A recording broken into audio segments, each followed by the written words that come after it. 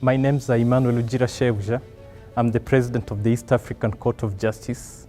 I also sit at the Appellate Division, which is the second tier of the court. The East African Court of Justice has jurisdiction over 6 countries now. That's Kenya, Uganda, Tanzania, Rwanda, and Burundi.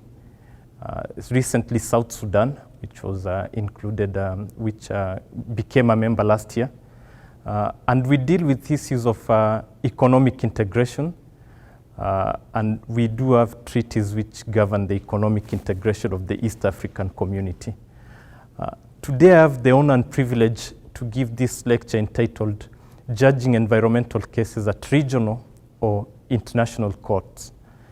As you might have noticed from my introduction, the East African Court of Justice is a regional court. But it is not the only regional court. We do have quite a number of regional and international courts. When you look at the history of these courts, the international, after the 1945 introduction of the International Court of Justice, that's after the Second World War, there was a proliferation of courts, regional and international courts. Some of them dealt with a specific geographical location, whereas others dealt with specific subject matters, such as the UN Convention for the Law of the Sea Court, which deals with that particular jurisdiction. Then, in this process of developing the regional courts, the East African Court of Justice was developed as a result. All these courts, which are regional and international in nature, are treaty-based courts. What do I mean by this? What I mean by this is that these particular courts are established by the will of the states. So the states come together through a treaty or a convention, establish a court to deal with a given subject matter. And there are quite a number of them. There's the East African Court of Justice.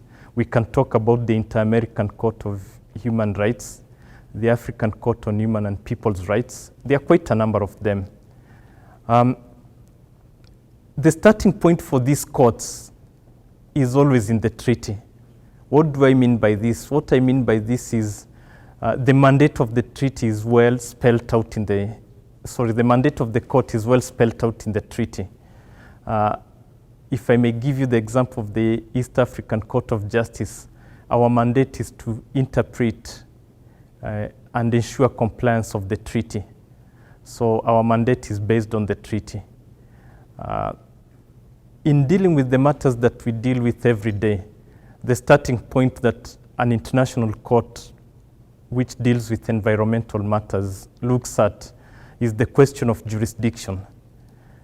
In international courts, you'll discover that there are 3 types of jurisdictions which have evolved over years. The first jurisdiction is the subject matter jurisdiction, which in Latin terms is known as ratione materiae. And this is obviously spelled out in the court. What does it mean? What subject matter do you deal with? Some courts have a direct role in dealing with cases, or a direct jurisdiction in dealing with cases on environment, whereas others don't have a direct role. They do deal with these cases through other cases which come to court through either human rights cases, and so on and so forth. The second jurisdiction that you might want to look at as a judge at the international level is the question of standing, or the question of jurisdiction ratione personae. In this particular way of looking at the jurisdiction, what you're asking is whether the individual who has brought the case before your court has standing before your court. Are they legally empowered to bring a case before your court?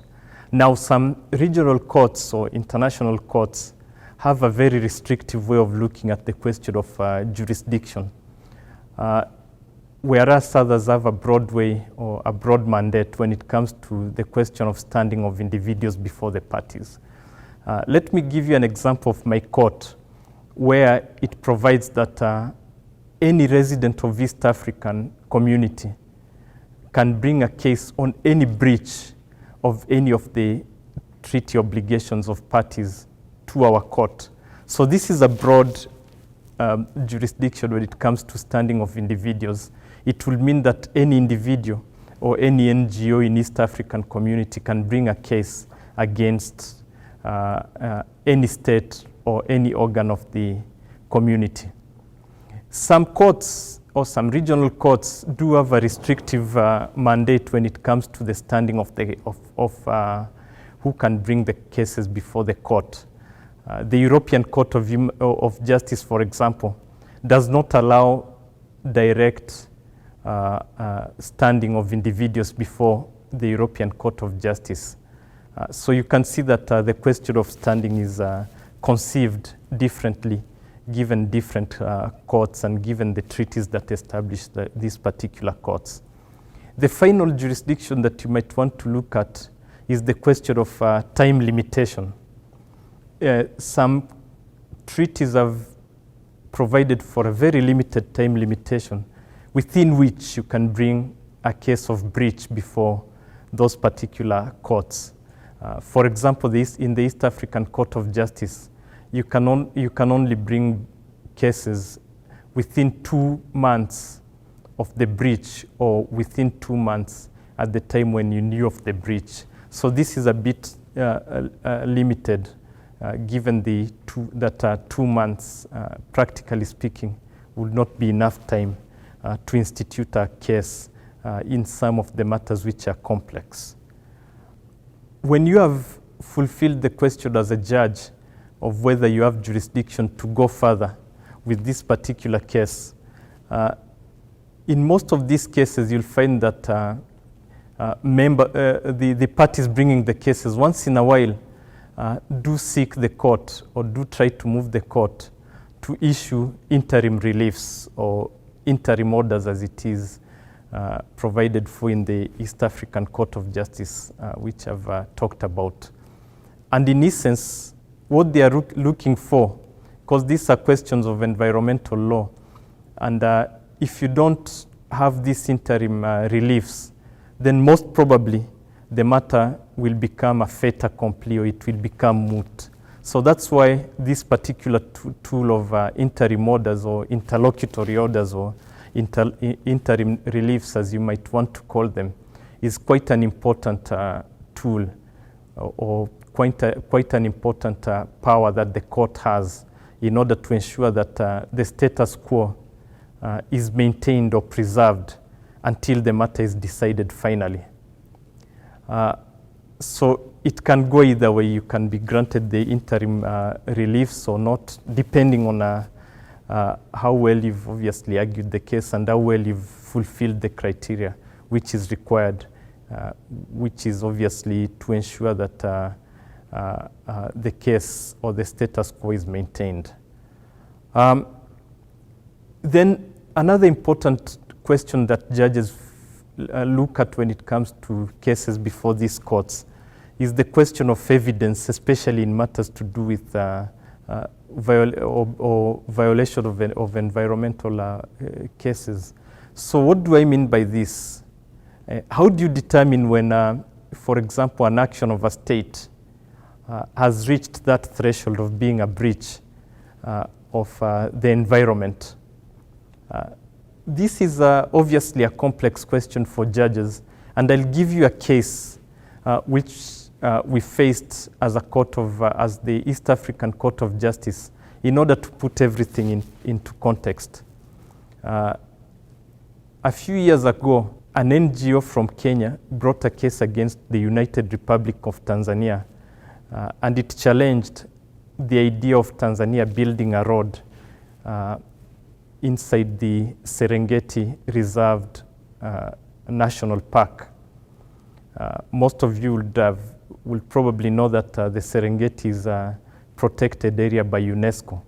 And in bringing this particular case, the NGO argued that this was a violation of Chapter 8 of the East African Community Treaty, which provides for environmental matters. And through this particular case, the biggest question was to determine how do you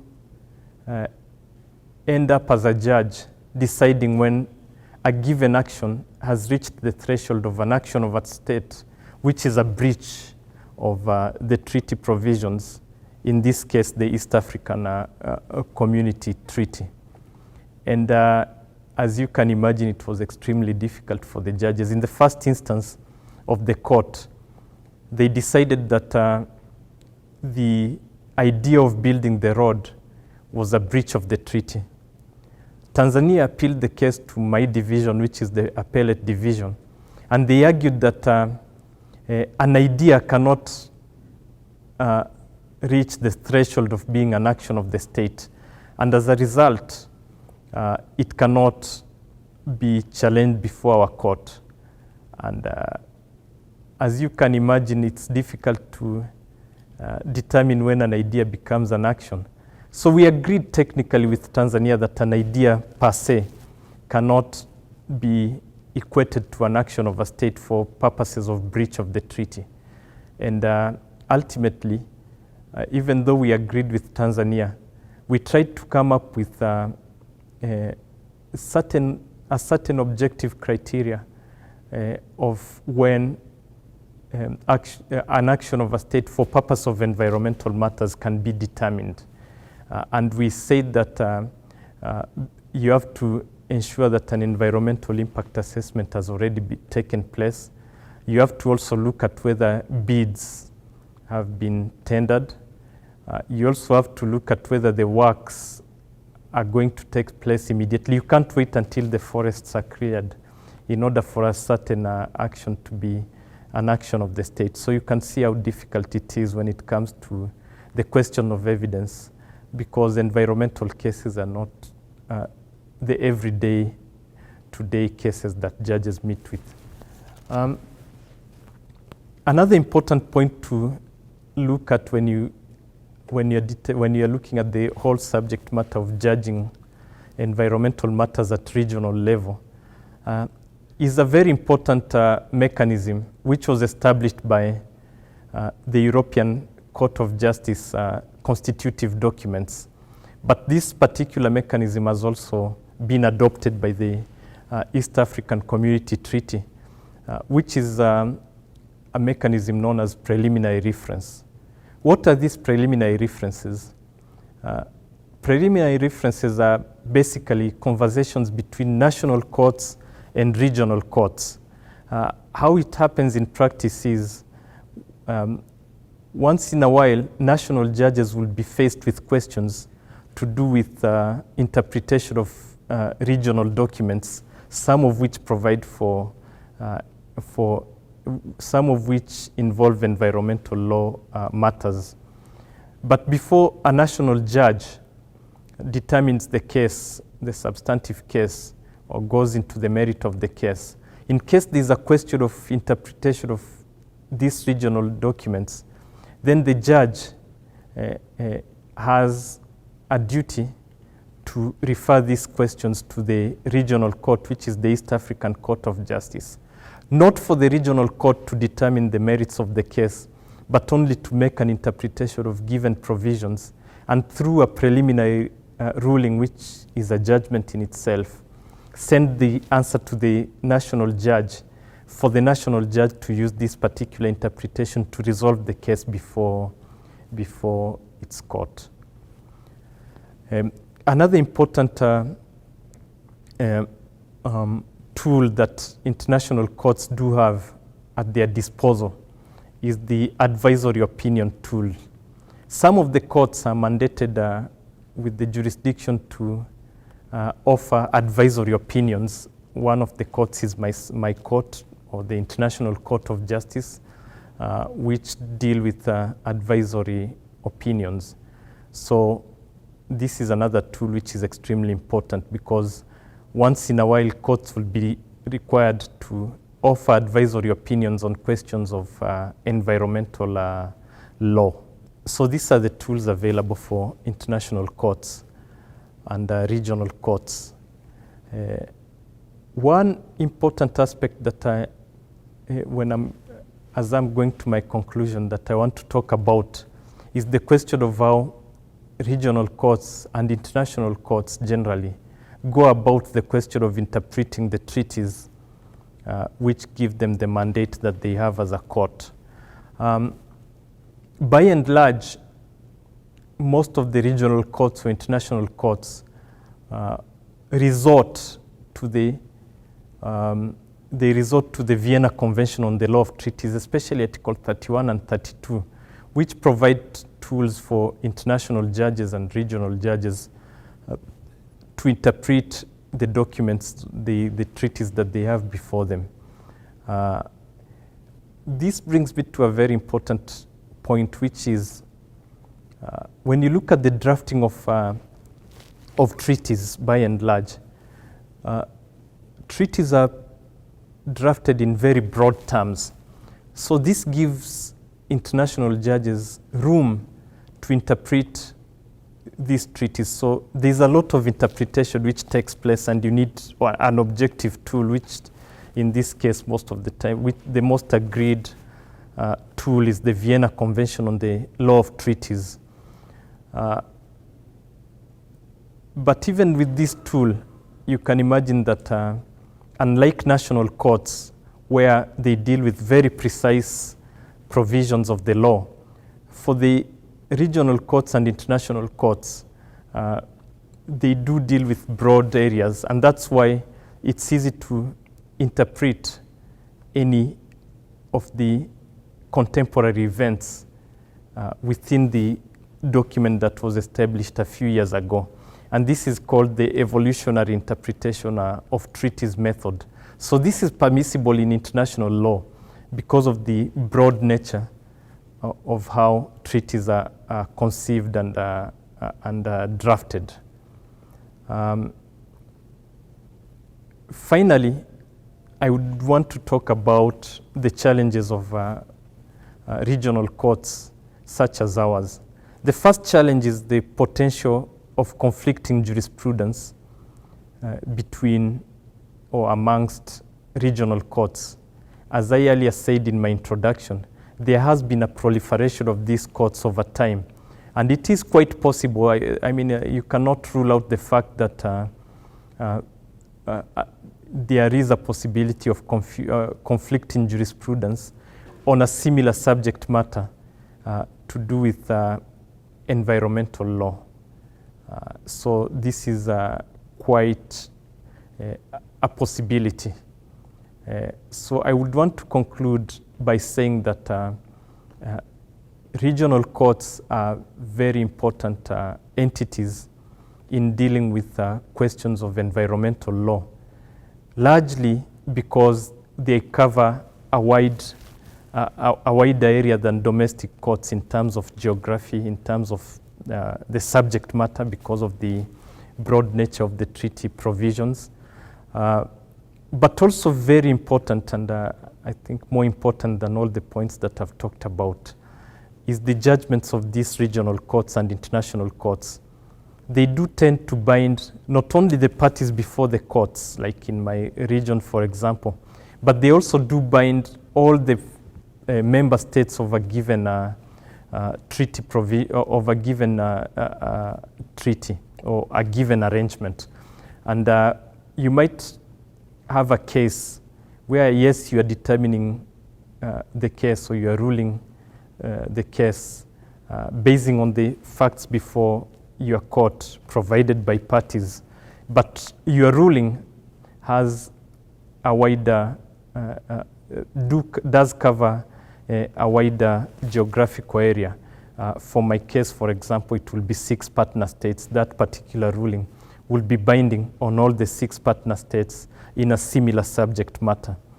A good example that I would want to give you is the case commonly known as the Owusu versus Jackson case, which took place before the European Court of Justice. And in this particular case, the European Court of Justice determined that the question of forum non-convenience, or the question which is normally sought after when a case can be dealt with more than one court, is the question of obviously whether the forum is the most appropriate forum. So in this particular case, Owusu versus Jackson, the European Court of Justice decided that the question of forum non-convenience does not have any impact on cases taking place within the jurisdiction of Europe. What it means is all the European Court of Justice cannot dismiss a case. All the domestic courts in the European Court of, in the European setting cannot dismiss a case solely on the fact that the forum is not convenient. So you have to deal with the case whether the forum is the most appropriate or not. So you can see that with this one ruling, all the domestic courts in Europe were bound by this one ruling from the European Court of Justice. So in conclusion, I do want to say that these particular regional courts and international courts are very important when it comes to upholding and preserving the environment, especially where the courts are mandated to do so for the reasons that I've provided. Thank you so much.